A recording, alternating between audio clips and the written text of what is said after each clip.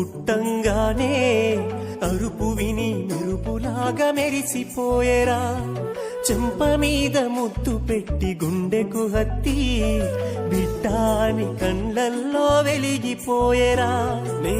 నడవాలని కుని తెచ్చిండు వాకరు